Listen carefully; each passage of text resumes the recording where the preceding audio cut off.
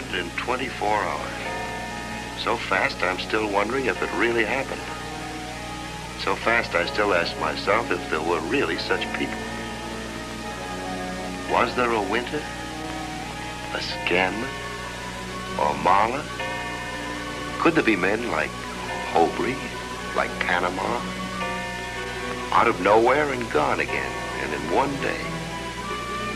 I couldn't be sure, I guess, if it weren't for the album, and if it weren't for Alan Pierce. Well, you remember Alan Pierce, Washington's official, unofficial source. The man who could tell you what the president said when he didn't like his dinner dessert, or who was getting paid off for what, and by whom, and how much to the penny. In fact, the top man of Washington's political columnists. Naturally, his return to the hometown stirred lots of interest. For us on the Herald, where he had once worked. And especially since the first thing he did on his arrival was to check into the Belden General Hospital.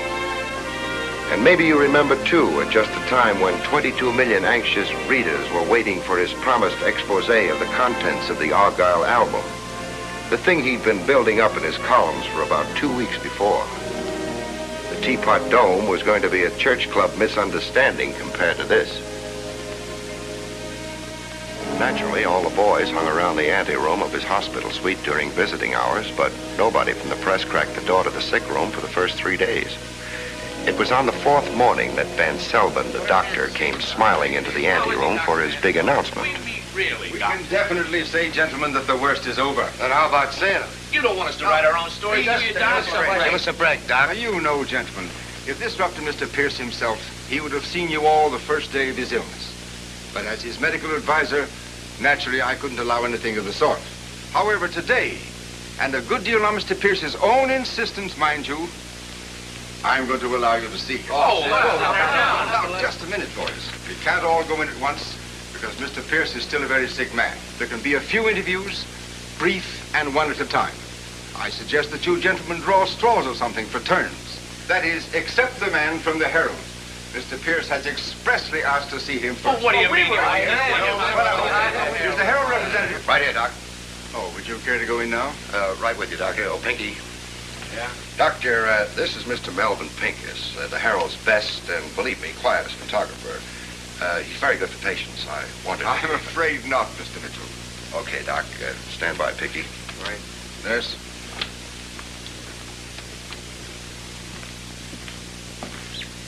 Mr. Pierce, the press. You're Harry Mitchell, aren't you? That's right, Mr. Pierce. Don't be so formal, Harry. I'm a sick man. Okay, Al. That's it for today, Elizabeth. I'll call you. Doctor. Yes? Couldn't we do something about having this phone connected? Have you do a full day's work over it again? Oh, no. In a few days, I'll consider it. But I have to call Miss Court. I'll phone her for you. Where can I reach you, Miss Court? I'm holding Mr. Pierce's reservations at the Copley. I'll be there most of the day. Good. Thank you, Doctor. Bye, Mr. Pierce.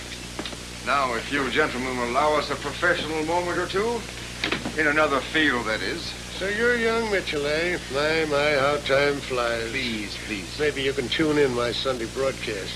On Sundays, I listen to the Philharmonic. Less static. That's the trouble with doctors. They think everybody's as interested in living as they are in keeping them alive. Don't let him overdo it. I'll be in the 5th floor laboratory, nurse radiology. Doctor? I wish everyone shared your opinion about doctors. Well, it makes you feel old to see the youngsters coming up. You'll know what I mean sooner than you think, Harry.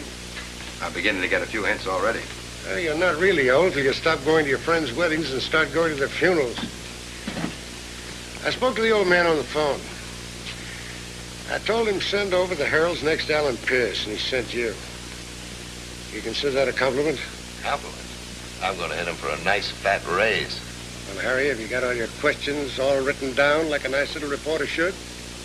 I don't work that way. Good. Neither do I. I thought maybe you wanted to know the secret of my good health. Or maybe you're just the same as everybody else, curious. And you want to know what the Argyle album is and what's in it. That's about it, but that's your business, whatever it is, so I can't ask. You're a smart boy. But I'll ask it anyhow. What is the Argyle album? Well, how shall I start? You're not really going to tell me. Well, it's not the safest kind of information to know, Harry. Of course, I know you don't care anything about that. And it's got to the point where I feel as though I ought to share it with somebody. Somebody who thinks like me. I've also got to ask you not to use this unless I'm not in a position to. That's a deal. Well, you know what an album is. This is quite a fancy-looking one. It's white tulle leather-bound, a flaming crimson double-headed eagle crest on it. Here's a photostat of the cover.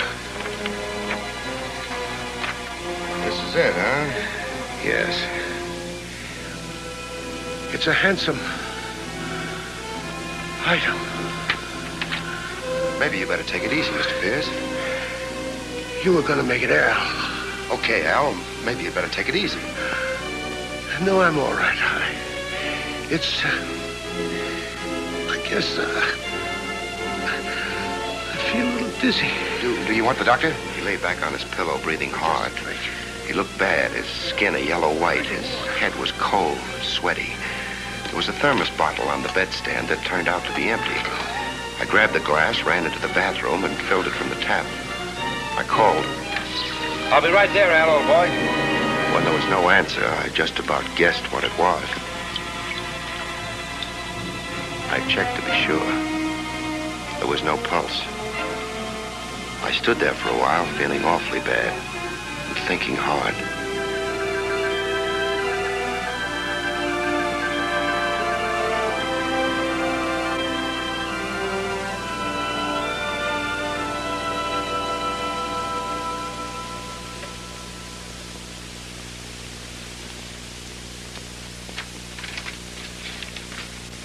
Pinky. Here I am, General. Is he going to pose? Yeah, he's going to pose. Come on in. Look at him, Pinky. He's dead. Huh? Passed out while we were talking. This is our beat, Pinky. It's big. I don't want those other tin horns out here cutting in. What are you going to do? I'm going to phone the paper from a pay station. Then get the doctor. You stay here. You're not going to let me alone with him. An old hound like you, are you kidding? Okay, General. Does Mr. Pierce need anything? No, he's all right. He just doesn't want to be bothered. Don't let anybody in. Harry, we've been waiting a half hour. That's tough. Don't be up. That's the nice thing about newspaper work. None of that debasing competition one finds in other professions. I don't know. They just called me. Waiting for Dr. Van Helving. Hey, Doc, can we go in there now? You said what's going on here? The newspaper boys knew that something was up. Nobody would let them into the sick room. But the official hospital gang and I barged in. Dr. Van Selbin went over to the bed and pulled back the covers. You could feel the shock go through the whole crowd. A long steel scalpel was sticking right in the middle of Alan Pierce's chest. You grabbed the thermos and it was almost empty. All empty, Lieutenant Sampson. I'm not changing my story yet. Some stories are too pat, Mitchell. Dr. Van Selvin, Yes, sir. in your opinion, did the patient die from a heart attack, as our reporter friend here claims, or from the knife wound? I can't really tell yet. My autopsy will be conclusive. Indications are that it might be either. You see, in either case, the heart was stopped. The heart usually stops in the case of death, doesn't it, Doctor? The only thing is, I took his pulse before I left the room. There was no pulse. That scalpel might just as well have been stuck in a loaf of bread for all the damage it done. Look, Mitchell, you're in too tough a spot to get fresh. Nurse, you say you were outside the door all the time? Yes, sir, and nobody came out except this reporter. The photographer went in, but never came out. What photographer? My boy, Pinky. I left him here when I went to the phone. Well, where is he now? He was here when I left. That's all I know. He never came out. Well, then he must be in here somewhere. Take a look in the bathroom, Haggerty. Michelson, check the windows. Looks bad for your friend, Mitchell. Pinky wants her to fly, Lieutenant. His conscience has bothered him ever since. Nobody here, Chief. Nothing's too low for a newspaper photographer. Why did you leave a dead man unreported? And why did you leave the photographer here without telling the nurse? Where'd you expect me to leave? Somebody from the Express? Are the windows locked? Yes, sir. Locked room case, Sampson. Should bring out your Scotland Yard background. Listen, Mitchell, this is my last warning.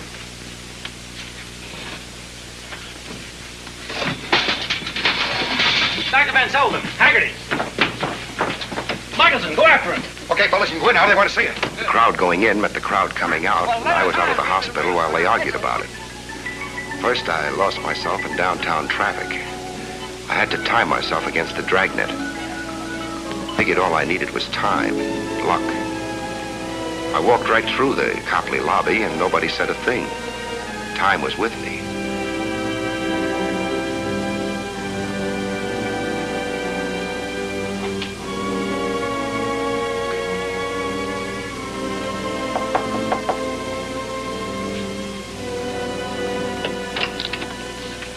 Yes?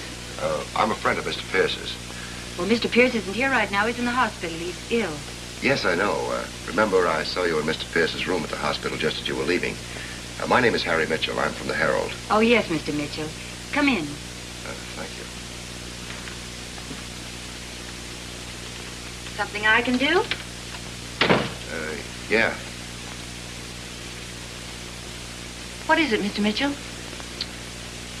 How about letting me rifle your boss's desk, his files, his possessions? I'll put them back real neat. There's something I want to find. Are you crazy? Oh, I was afraid you were going to say that. What are you going to do? I'm sorry. Don't. I really am. I searched that sweet top and bottom, but if Pierce ever had the Argyle album, he took no chances having it around. Alex, you'll have to do this for me.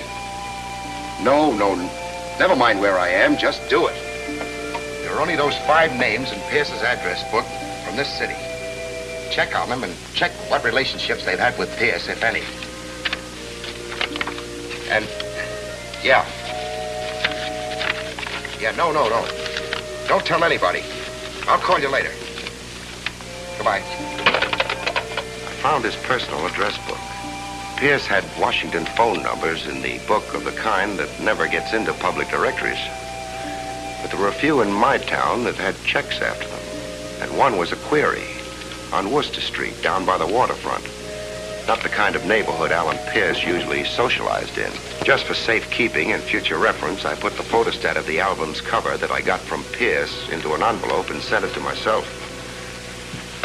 My, what a mess. How do you do, sir? I see you've anticipated me. What do you want? You've been thorough in your search. You've no doubt been rewarded. Look, Heavy, you don't belong here, so get out. I wouldn't try violence if I were you, friend. You see, I happen to carry this archaic but effective weapon, in which I'm an expert in the use of. I also carry this .38 caliber weapon, but I have a sentimental fondness for the less mechanical devices of death. Would you kindly remove your coat, friend? I tell you, friend, I used to be a great fan of the Musketeers, so I used to practice this sort of thing. All right, friend. Take off your coat. Take it off. Don't! I thought you was gonna kill me. I thought you was gonna kill me. I haven't made up my mind yet. Get up. We had a rough moment there, didn't we, my friend? Roughest is yet to come. What are you doing here? Not a thing, friend. Answer the question. That ain't fair, friend. You know what I'm here for. Okay. Get in there. Hurry up. How do you do, man? Get in here. Your pleasure, Colonel.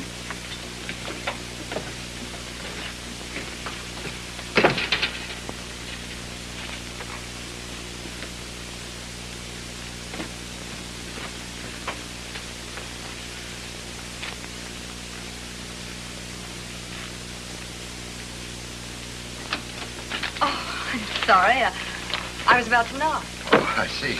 I was on my way out. Is Elizabeth here? Elizabeth? Miss Court, Mr. Pierce's secretary. Miss Court. Yes, she's in the other room. Thank you. Goodbye. Goodbye.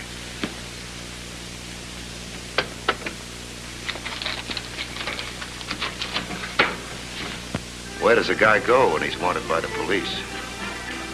I had things to do and things to find out. But I also needed a place where I could sit down and think things through. Then I remembered I was carrying a key from my pal Whitey Walsh's apartment while he was sunning himself somewhere in Florida. At least nobody could figure my going there. At least so I thought.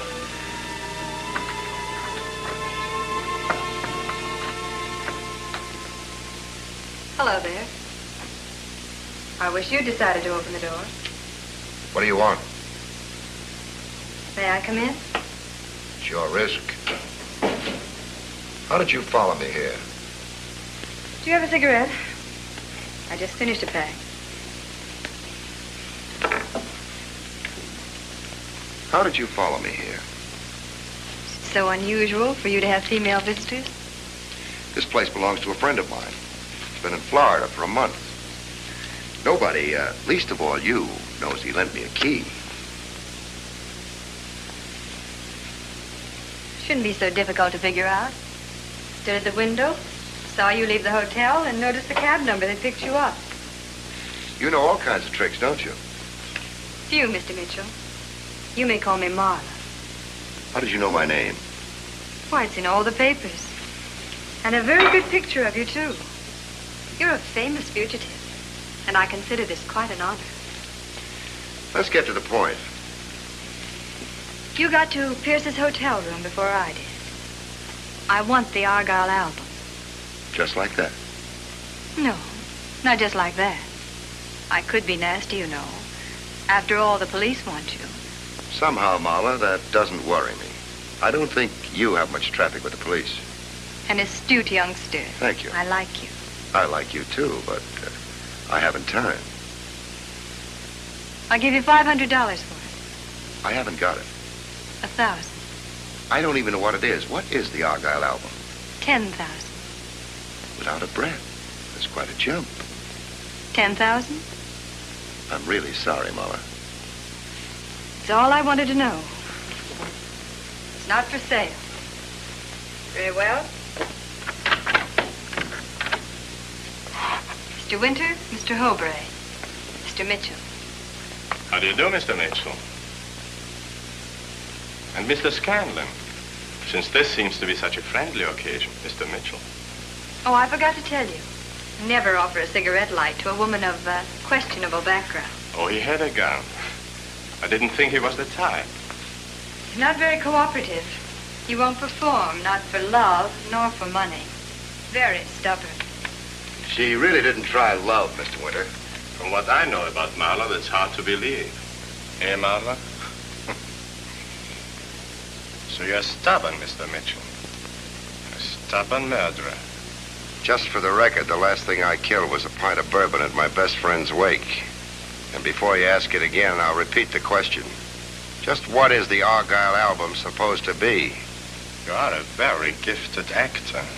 Never mind, skip it. Isn't $10,000 enough? That's the most we can offer and still make a profit. Let's not waste time. Very well. Joe.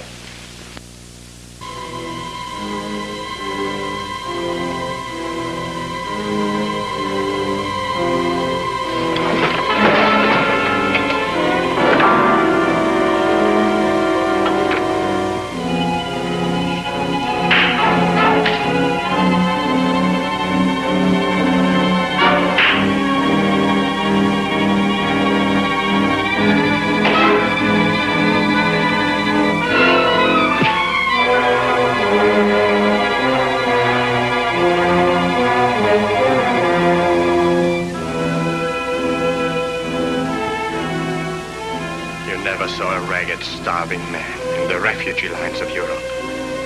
A Rembrandt wrapped around his filthy body, knowing that if ever he made his way out, that piece of canvas and paint was his future and security. That's what the Argyle album is to me. I protected it with my body from mud and water. I waited till the end of a war with it. It was hope. When hope was gone. It was light when there was nothing but darkness. It is mine, and I'm going to have it. It is mine. Do you hear me? It is mine. It is mine. It is mine.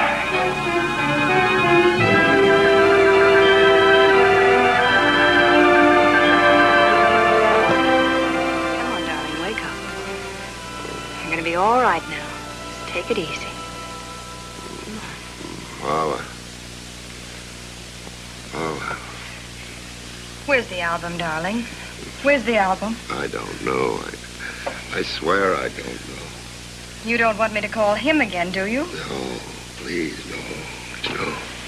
They're in the kitchen. I'm supposed to help wake you up and then call him. Oh, don't. If you haven't got it, you know where it is. I don't. I swear I don't. I don't even know what it is.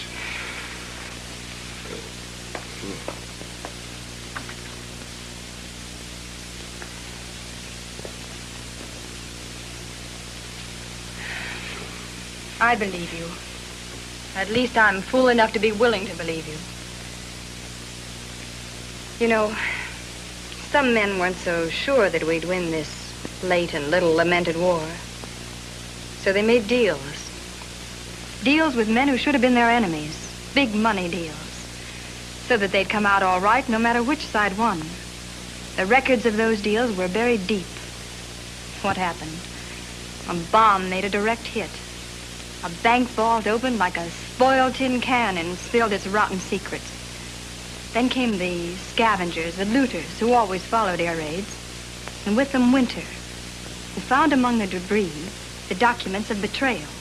Winter had lived in America before, recognized the names and inscribed, and knew that he had found a fortune in blackmail. I see. He had to wait for the war to end. Outlast an occupation, conceal a record, and get to America. That wasn't easy. Then he had to work out a careful system of extortion, because he was dealing with men bigger and more dangerous than himself. That wasn't easy either. And after all that, a simple, almost silly accident deprived him of the album. Naturally, he wants it back. Badly. How did he lose it? Well, hiding places for items such as these often present a problem. I speak from certain experience. Well, Winter chose a good place, a public locker in a bus station.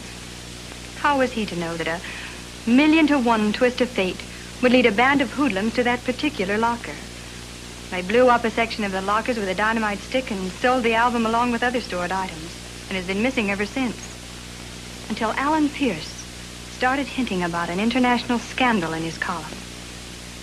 So since you were the first one to get to Pierce's suite after he died, naturally, Winter had reason to suspect you might have the album.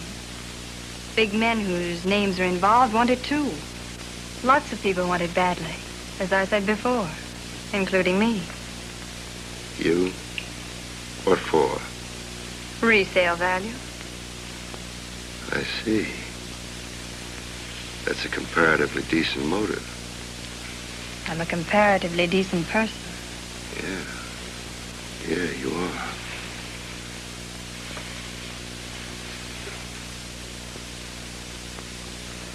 You know, I could press my thumbs and you couldn't even yell. You don't think I'd have given you a chance like this if I really cared? I'm not kidding. That's what I'll tell them. That you choked me and I couldn't yell. You go down the fire escape. I'll give you plenty of time before I call them. I don't figure it. What's in it for you? I'll expect to hear from you. I'm at the Hotel Wilmington. Okay. You asked for it. Don't be afraid. Winter will look for the bruises. It was a funny experience, choking a woman deliberately. I squeezed pretty hard, scuffing bruises at her throat to make it look good. I got so mixed up I didn't know what I was doing, and I stopped once and kissed her very hard.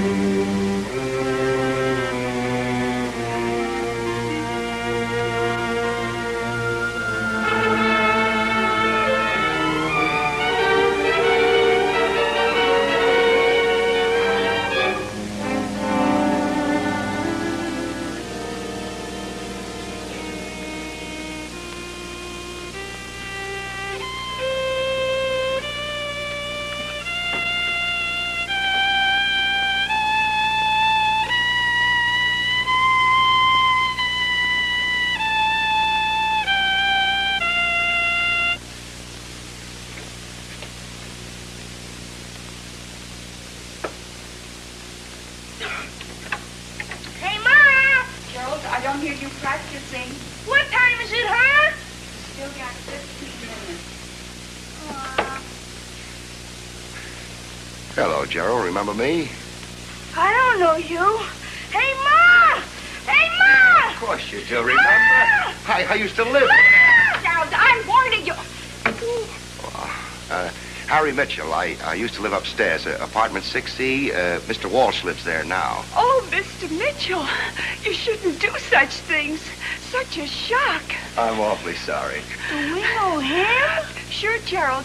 Remember Mr. Mitchell worked on the Herald, and he got Beverly's wedding picture in the newspaper. Are you still working for the newspaper, Mr. Mitchell? Yeah.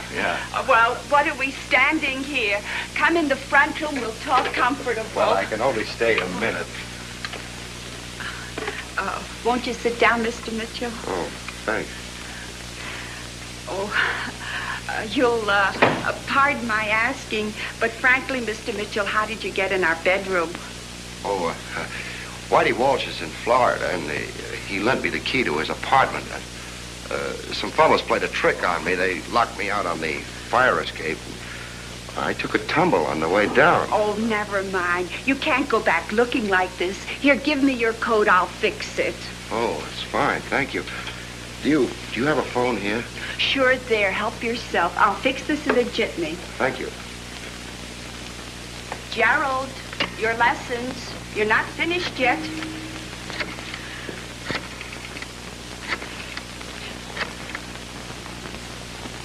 Hello, Alex.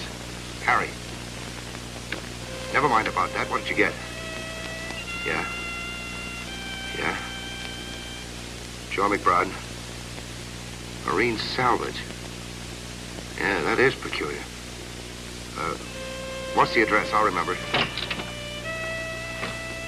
Oh, Alex, please don't tell any... Hello, Ma. Did you bring the rye bread? Oh, I'm sorry, I forgot it. It's all right. Gerald will run down later. I'm listening. It's Mr. Mitchell, an old friend. Okay.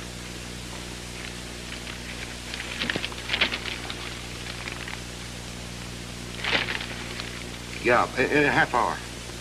Okay. So long. I'll have your coat in a minute.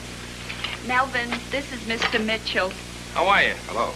Maybe you could put his picture in your paper. He was just promoted to the homicide department. Huh? Homicide, huh?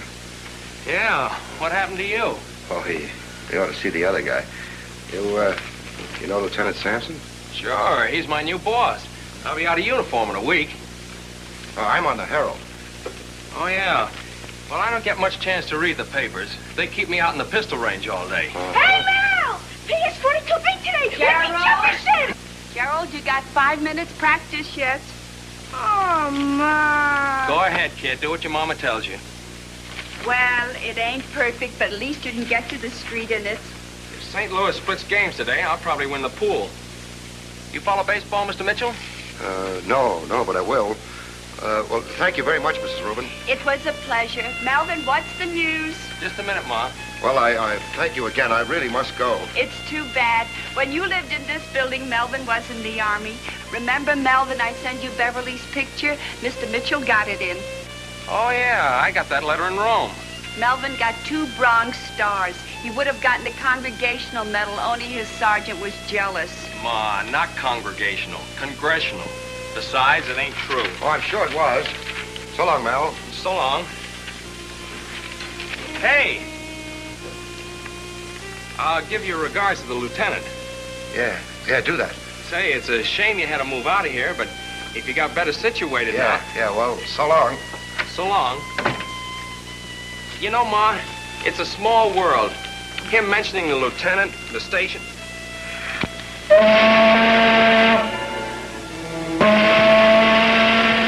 Well, here it was. The waterfront. The Worcester Street neighborhood. I had the name, Joe McBride, and the Worcester Street address. Sane and respectable people stayed away from places like this. What was I doing here? Why didn't I give up like a good little boy and let nature take its course? Well, at the time, I had what seemed like a few good reasons for going on. One was for Pierce, a man I respected. One was for Pinky, a man I liked. And one was for myself, to finish what I had started. To prove a point to a cop named Sampson, a man named Winter, and a woman named Marla. Joe McBride, Marine Salvage. It was 7 o'clock and the light was on, but the place looked empty. I took a deep breath. Time was running out.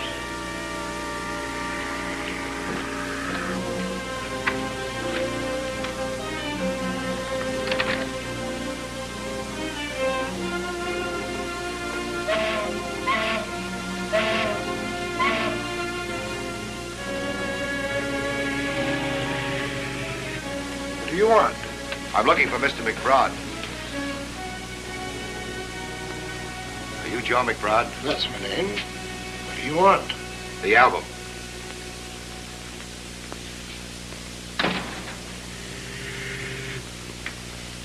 I know you. You're that Mitchell guy the cops are after. Don't believe everything you read in the papers. Who do you work for? So you do have the album. Don't force me to use this, Mitchell. I've got you sized up, McBride. You're the neighborhood fence. This salvage business is just a cover-up for selling hot stuff. I'm in lots better terms with the cops than you are, and I'm phoning for them right now. Get over there. That's how you got the album, wasn't it? And a load of stuff some kids brought you. I'll bet you were selling it to Pierce for plenty. Selling's no crime. Except that you double-crossed him and never sent him more than 1 or 2 pages of photostats just to tease him. You figured you were as good at blackmail as the next guy. There's nothing to stop me from killing you right now. No, I guess not. Sure not. You're a fugitive, aren't you? An escaped killer. Won't the cops want to know why I was here? And they'll thank me for this. You're too smart. It's just tough you're such a smart guy. Mr. Smart Guy.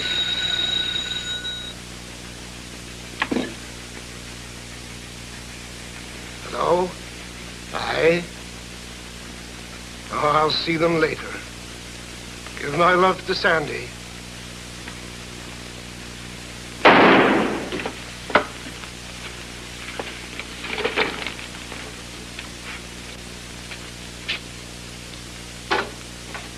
You are fortunate, friend, that I have the mate to the one you absconded from me. You are going to say thanks for your life being saved. Thanks. Now, where were we? Looks like I'm right where I was 30 seconds ago. Not necessarily, friend. We might be able to make a deal. We might. How'd you catch up with me? It was through your kind offices that I first met Elizabeth. Elizabeth? Miss Court, poor Mr. Pierce's secretary. A very nice girl. Alabama born. What did she do? Tell you that Pierce had made a deal with McBride? That's the general idea. How'd you get here? Not that it's not nice to have you. I found an address book in Pierce's apartment. It was the only address in this city that I couldn't understand being in there. You look pretty banged up. I had a meeting with a Mr. Winters and his 2 assistants, Aubrey and Scanlon. Good. That sort of evens us for that poke you gave me. You see, Mitchell, crime doesn't pay. There was a girl, Marla, not as cooperative as Miss Court was with you. Ah, yes, I know that trio. And I hope they didn't get that book before I do, because I have an idea they're stiff.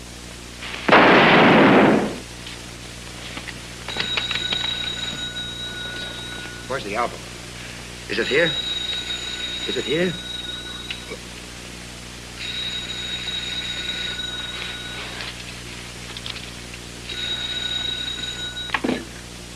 Hello? He isn't here.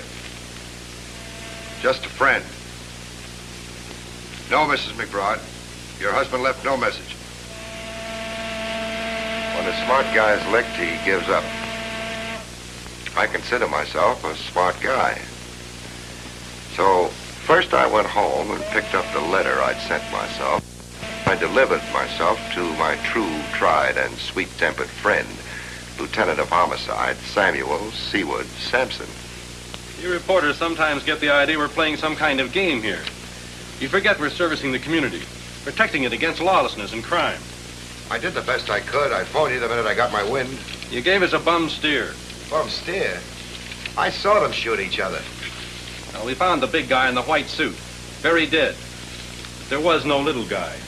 Well, he was in no condition to go walking the last time I saw him. Well, he wasn't there. I'm only telling you. Okay, it doesn't matter. We'll pick him up. And now, what do you expect us to do with you? Book me on suspicion of murder. The murder of whom, may I ask? Alan Pierce. Do you want to confess? For something I didn't do? It's not bargain day today, Lieutenant. No, I guess not. Nobody loves a policeman. What's wrong? Did the autopsy on Pierce come through? I was wondering why you gave yourself up. Yeah. The postmortem on Pierce came through an hour ago. Died of heart failure. Like I said. Yeah. I hate to be an I told you so. But only because he was so overdosed that even a normal heart would give out. And his was bad. Overdosed? You mean poison? The same thing, too much medicine. And Dr. Van Selvin, who gave it to him, is gone. Took a powder. So unfortunately, Mitchell, you're not even runner-up for a suspect now. Why, unfortunately? Because, frankly, Mitchell, I don't like you. You're not my type. Uh-huh. How about the scalpel that was stuck into Pierce? So far, it doesn't mean a thing. It didn't kill him anyhow.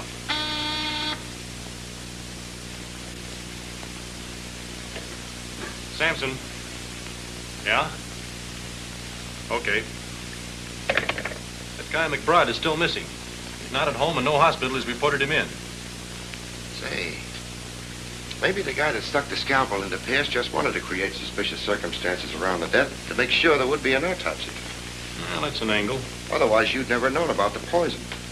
You'd have accepted Van Selvin's certificate for ordinary heart failure. You want to work for me, Mitchell? You've got powers of deduction. No. How about Pinky? Well, I could hold you for his murder, but I don't think we can make the motive stand up. Besides, there were fingerprints on both scalpels. Not yours. I think Pinky just got in somebody's way. How'd the guy that stuck the scalpels into both of them get in and out of the hospital room? Look, Mitchell, do you want to be held? Oh, no. No, thanks. Well, then stop asking me questions I can't answer. Besides, there's another angle in this thing that you don't even know about.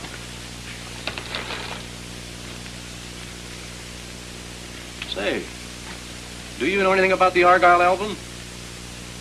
Never heard of it. Well, you mean that collection of secret documents that Pierce was mentioning in his column? No, what about it? Nothing. Just an angle. Well, can I go now, please? Huh? Oh, go. Yes, but not too far. I may still have to pin that pinky rap on you. Otherwise, I'm a free man. As free as your conscience, Mitchell. Oh, and Mitchell, you'll have to attend several inquests tomorrow. I want you to remember that I could have you tied down to stakes as a material witness. But I'm letting you go home tonight out of the goodness of my heart. So go home.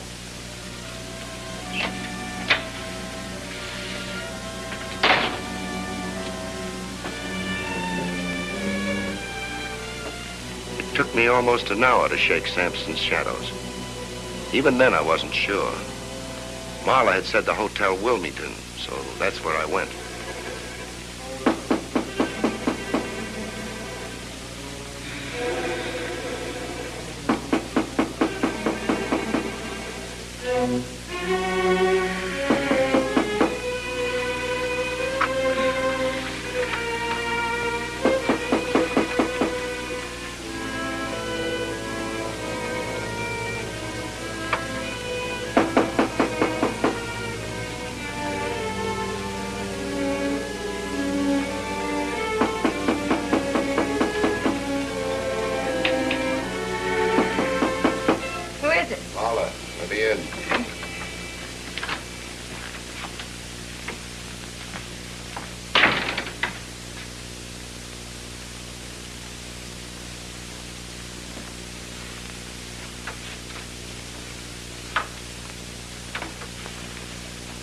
Looking for something? Perhaps I can help you.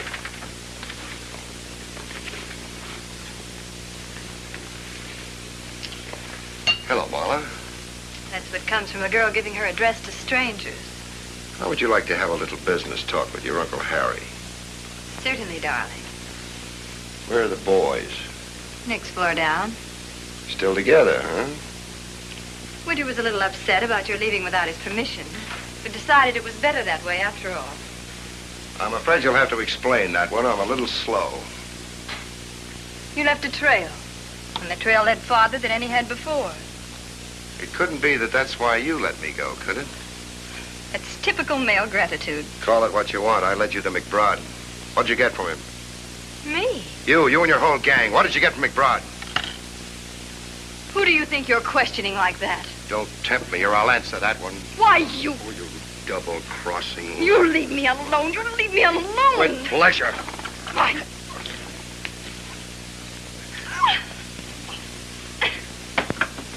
Now, was McBride alive when Winter got to him?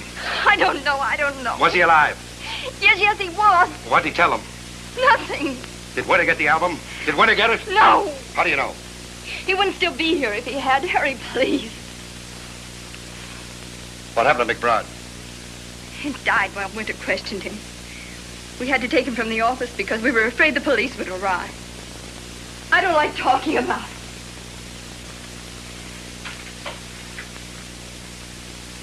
McBride will be glad to hear that one. For the man who shot him, you're certainly taking on high moral airs.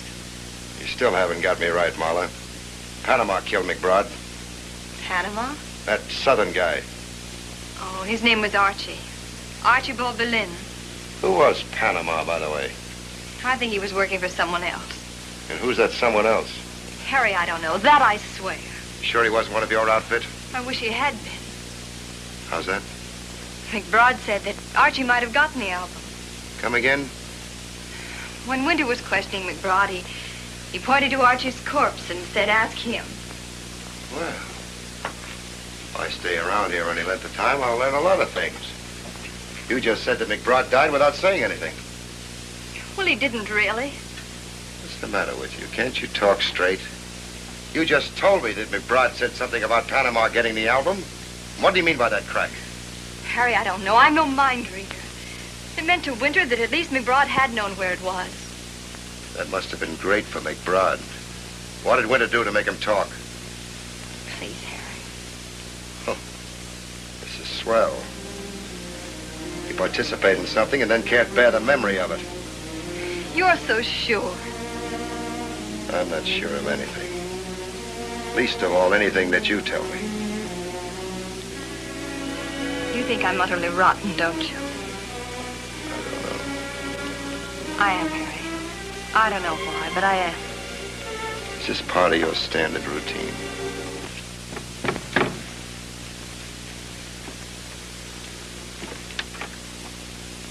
Let me in. Come in, Mr. Mitchell. Come in. Get over there. I assure you, Mr. Mitchell... Get over there. Turn around. My dear fellow... Turn around and put your hands in the back of your head.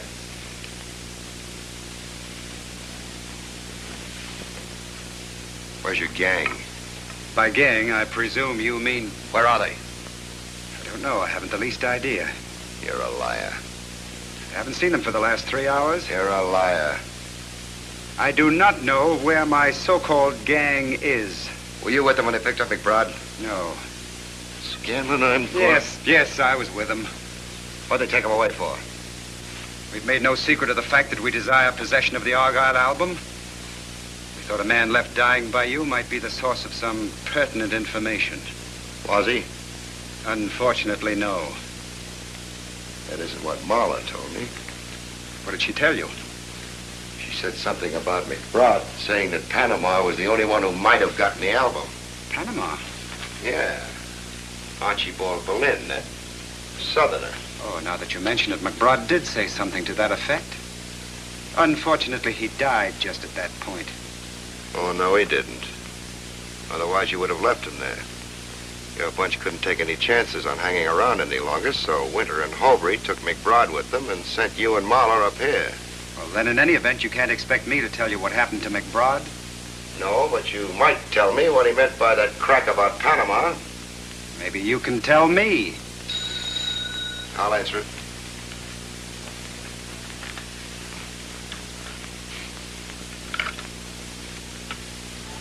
Say hello. Hello, Scanlon speaking. Tell him you'll take care of it. I'll take care of it. Goodbye. Goodbye. Now, might I ask who called me? You might not. To get back to our discussion, then, what did McBride mean about Panama?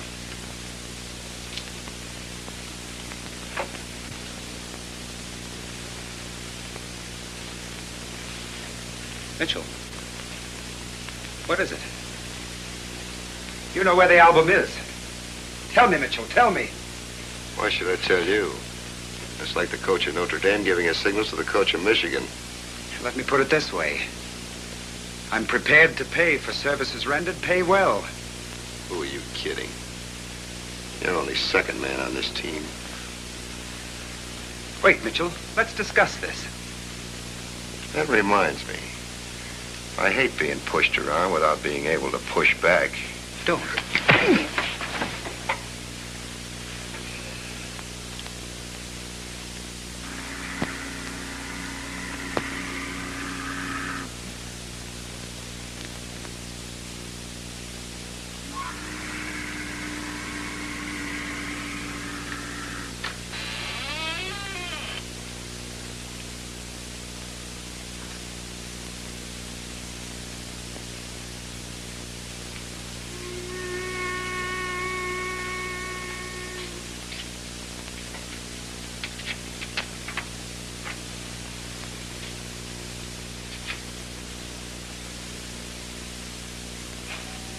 All right, Mitchell. Raise your hands and come out.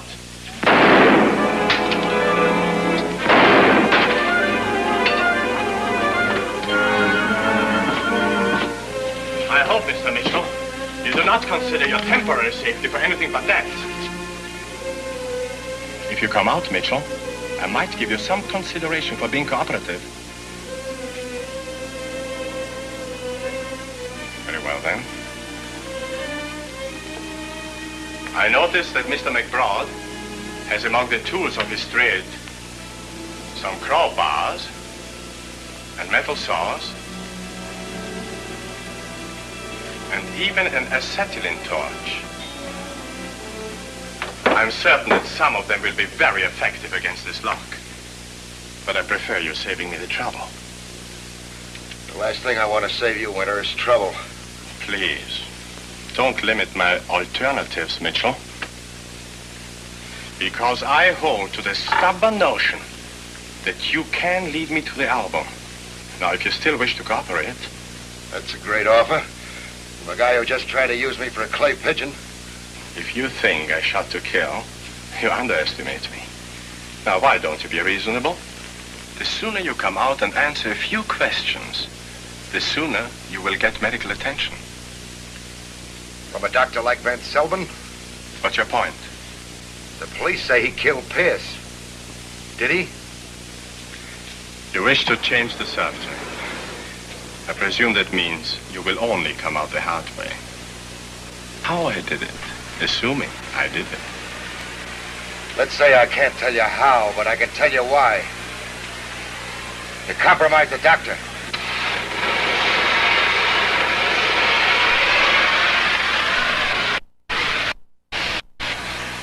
Don't let this worry steer your train of thought.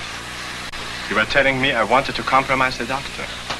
I've thought harder about this than I have about anything else in my whole life. The only way I can put things together is like this. There are not one, but two men whose names are involved in that album. Each seeking with his own group to beat the other's time.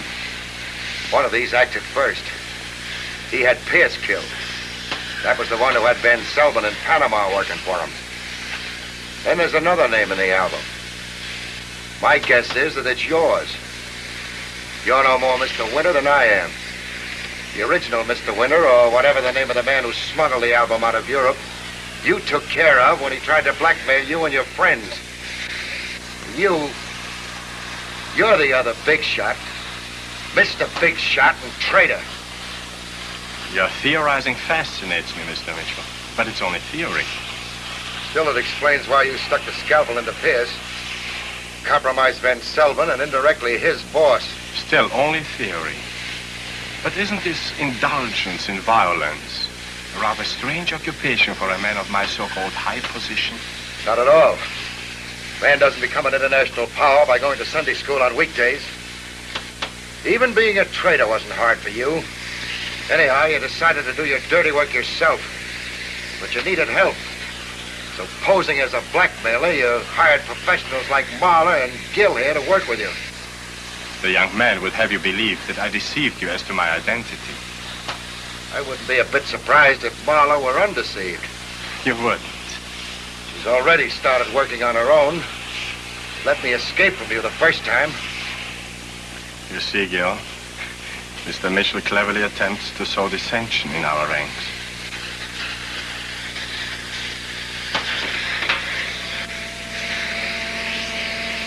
And for your impertinence, Mr. Mitchell, I wish to notify you that you have perhaps 30 seconds in which to formulate an apology.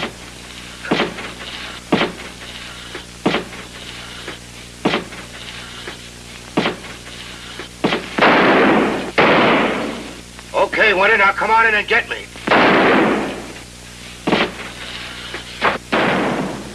When a rat can't be reached any other way, he can always be burned out. There's one more thing you didn't count on. Make it fast. I can do a little more than tell you where the album is. I have it with me. You're a liar. I have it right here. Show it to me, Mitchell. I thought you said you respected my intelligence. Gil, did you ever see the album? It's a leather book. Stamped on it is a crest containing a double-headed eagle. Then the claws of the eagle is a lamb with blood running from its wounds. There's a written inscription woven across the top.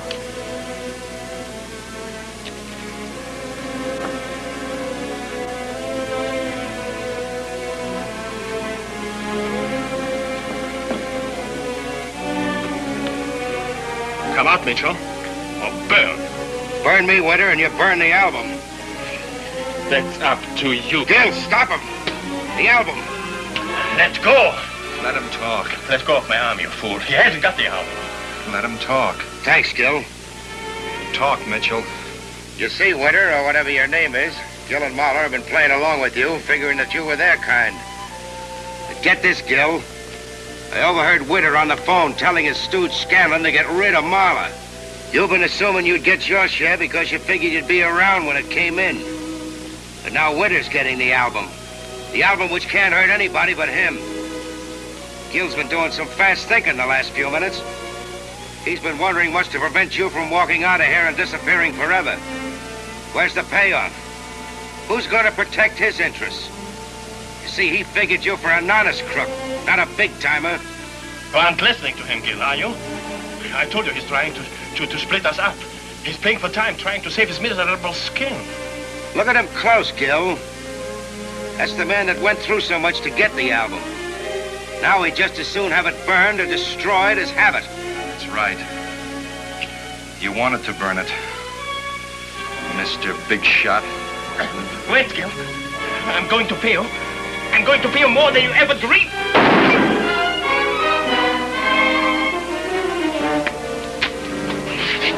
Look it, Gil! Look it!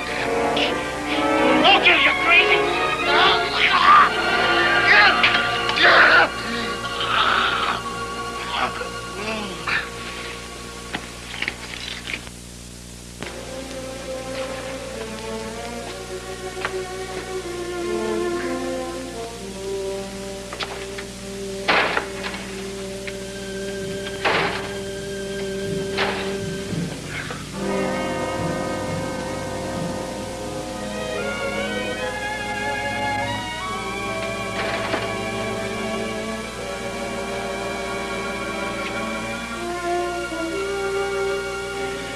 That was it.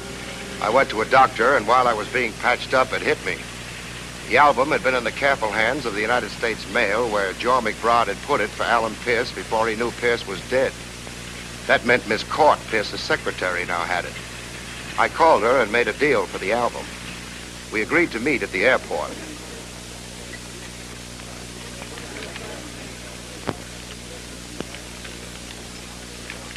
I met Miss Court and gave her $500, and she gave me $1 million worth of story.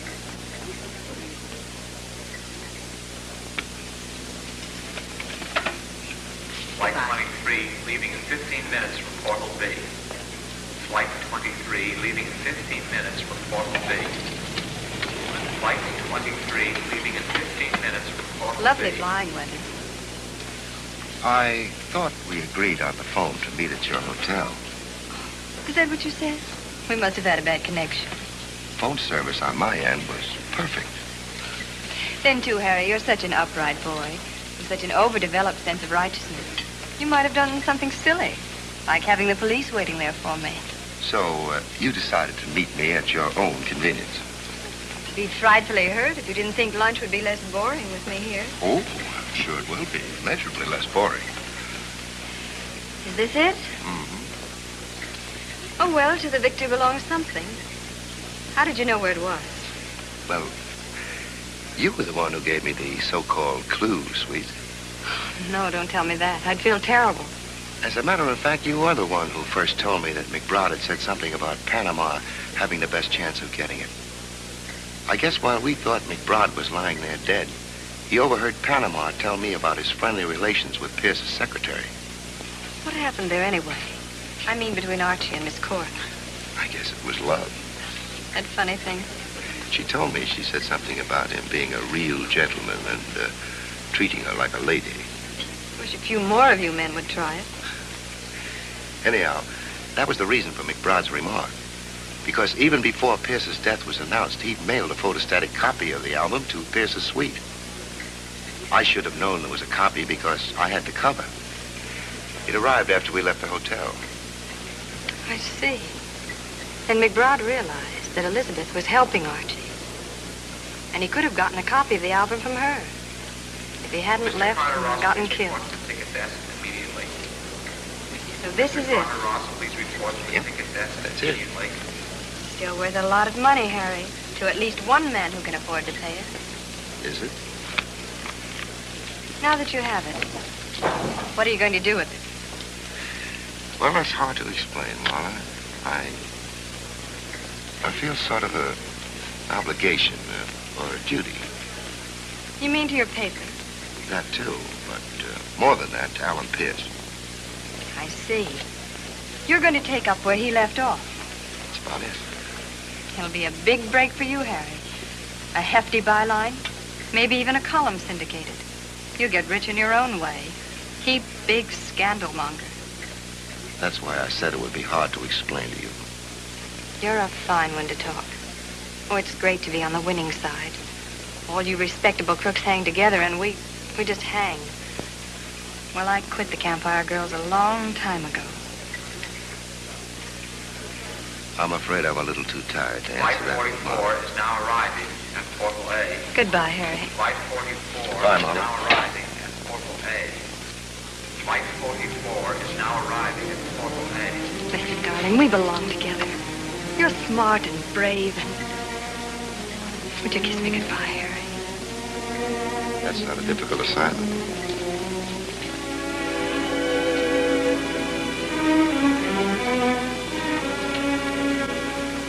Look down, dearest. I'm going to take that album, Harry. That's the nice thing about you, Marla. You leave such lovely memories. I can't help it, darling. I was willing to share it with you, share everything. But this is your choice. Goodbye, Harry. Boy, Yes, sir? you see that man over by the cashier, the one in the gray fedora hat? Last call. Yes, sir, I see him. 6B. Give him that briefcase that's on the table. Tell him it's from Harry Mitchell, and I'll see him in a moment. Yes, sir.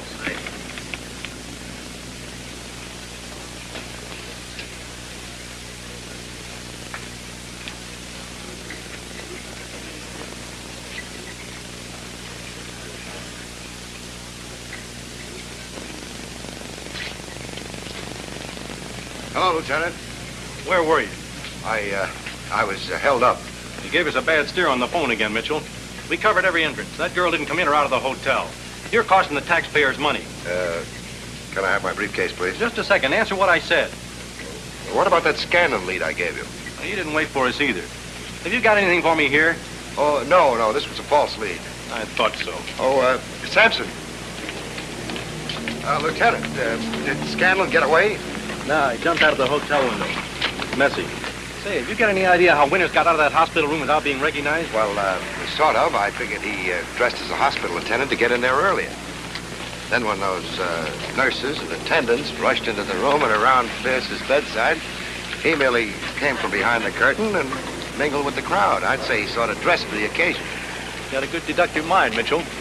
But there's something else. Oh, yeah? Some federal men dropped in my office this morning. They're very interested in that Argyle album business. Oh, yeah? What I mean is it would be quite a feather in the department's cap if... Yeah, I understand, Lieutenant. Then you do know something about it? About what? This album business. Oh, Lieutenant, not a thing. Do you mind? Oh, no. But there must be an angle somewhere there, Mitchell. There's got to be. Well, there probably is. Well, I've got to get back to the office. Goodbye, Lieutenant. Hey, wait, Mitchell. Yeah? Oh, well. Never mind. What could he know about it?